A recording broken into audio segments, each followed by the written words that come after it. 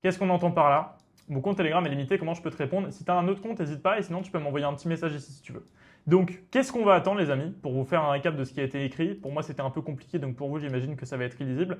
Si jamais on a une zone qui est respectée parfaitement, imaginons que ça, ce soit notre zone de supply juste là, qu'on ait un rejet juste parfait, qu'on ait deux petites mèches qui soient juste là, qu'on se dise ok c'est parfait, je peux rentrer en position, on a de la confirmation, première clôture baissière, on n'est pas trop loin du prix, on met un stop juste au-dessus, on va récupérer 2 de risk reward. Est-ce qu'on vient choper les deux? Oui, on vient choper les deux, heureusement, sinon mon exemple il aurait été à chier. Hop, 2 de risk reward juste là.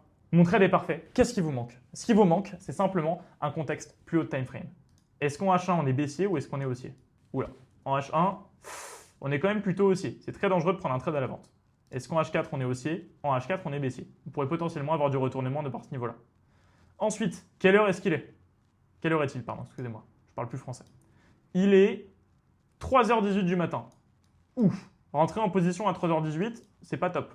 Pas beaucoup de liquidité, uniquement la session asiate qui est connue pour avoir des retournements. Et ensuite, la dernière chose, quelle est ma zone d'invalidation? C'est très simple. Ma zone de stop, je la place au-dessus de la structure. Si on vient clôturer au-dessus, pour moi, c'est complètement invalidé.